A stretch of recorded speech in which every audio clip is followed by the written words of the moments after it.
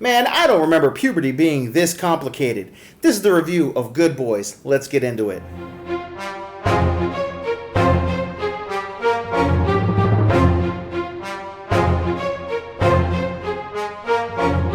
What's up, Universe, and welcome back to the web's first must-see comic and nerd culture show. Welcome to Comic Universe, guys. I'm one of your hosts, as always, C-Dubs, and as you guys can see, I'm riding solo on this video. Guys, and today on the docket is 2019's Good Boys.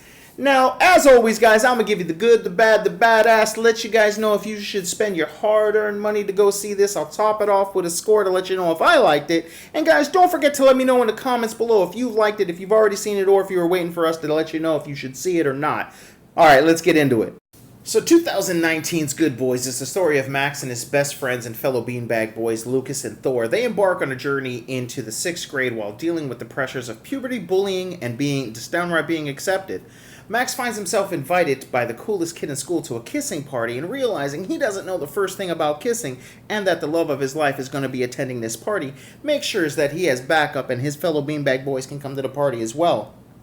It's basically at this point where they go and embark on another journey and learning how to kiss girls.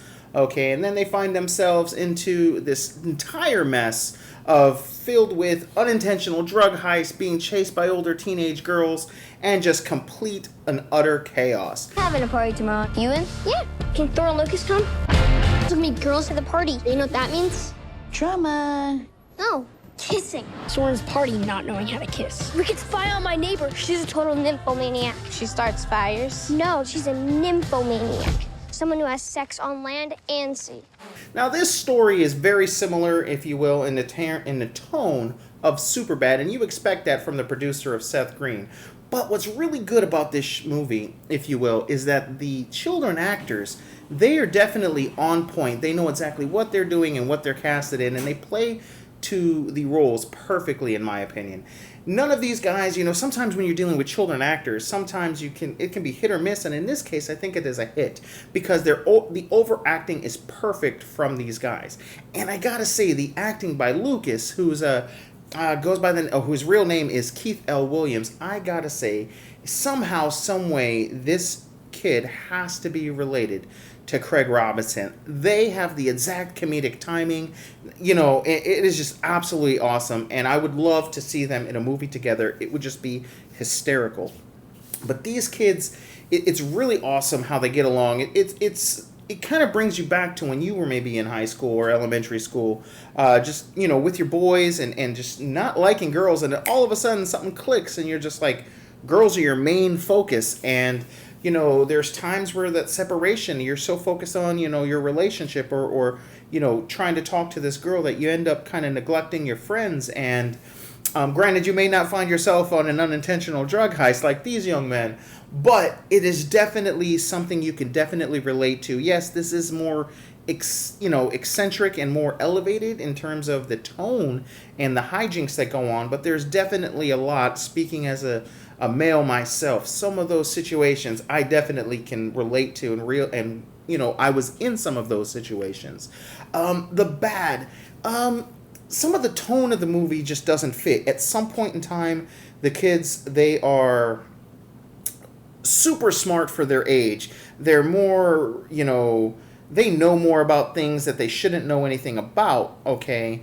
And then you have this whole other side of them totally not getting it. For instance, and this is not a spoiler, guys, there's a running gag throughout the movie where they can't open a child-proof bottle, okay? And, child-proof bottles are actually made for, more of the infant side, so they don't necessarily take it. Once you're, in 6th grade, you know how to open a child-proof bottle. Sometimes you may struggle. Heck, even sometimes I struggle opening some things.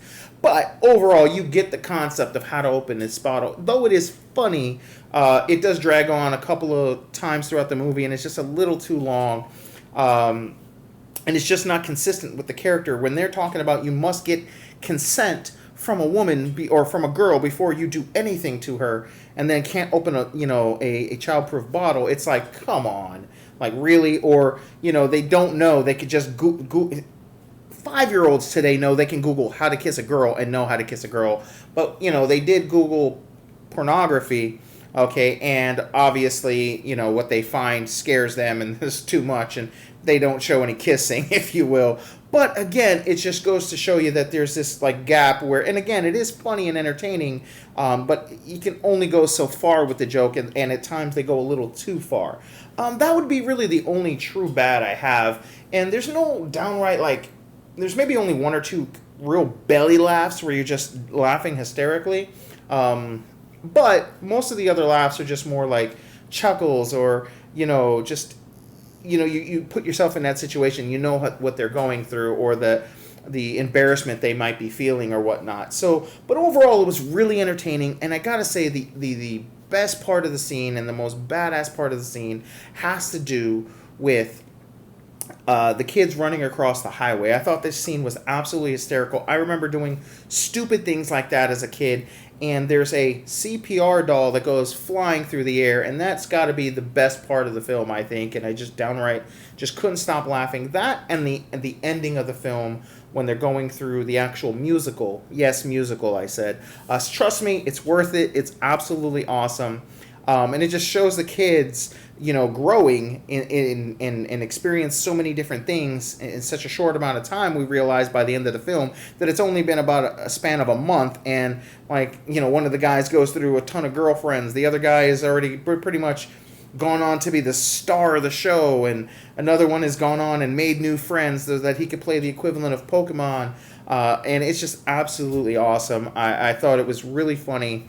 Definitely go check this out, guys. It's definitely worth, definitely at the very least, a matinee. But if raunchy comedy is not your style, you may not find this too funny. And again, if you're someone who likes consistency and things to add up and make sense all the time, you may have a few problems like I did with the inconsistencies of, like, you must get a girl's, you know, consent, but you can't open a bottle, or you don't know, you know, what sex toys look like, if you will.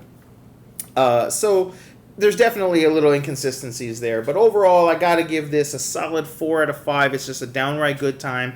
One of the funniest movies of the summer so far. I would say neck and neck with Stuber. I know that movie bombed, but trust me, that was good. I didn't get a chance to do a review for you guys, but I did enjoy that movie too. Check that movie out. At the very least, it's definitely worth a Redbox rental. Batista, and it does a good job in that movie as well, guys. So, guys, let me know, good boys, did you guys check it out? Did you guys like it? Is it not your thing? Let me know in the comments below, and let me know if you guys, can relate to it as well. And don't forget, guys, to like, share, and subscribe on the video. Basically, let your friends know all about us. We're trying to do big things with you guys. And guys, just a heads up, if you guys don't know already, we're trying to do something really cool. We're trying to bring back Saturday morning cartoons over on our Facebook page. We're going to be doing some live streams, if you will, of different various, old school cartoons and things like that from the 80s and early 90s. Maybe even some of the going into the 2000s here and there. And it's just basically, we're going to be there. At the very least, I'll be there. If you guys want to chat with me on the chat line, we'll be there to definitely do so. Maybe I can get some of the DPZ or Jay to jump in from time to time. But guys, if it kicks off, it's definitely something we're going to make grow and make a bigger thing. And, just get yourself a big bowl of cereal and come hang out with us this Saturday over on our Facebook page. You can find us by Comic YOUniverse, and that'll bring you right to the Facebook page if you're not already following us there, guys. And until next time, I'm C-Dubs, and I'll see you in the universe. Peace. Fan, that's what they call me. I promise that you'll never be lonely. Peter Pan, that's what they call me. I promise that you'll never be lonely.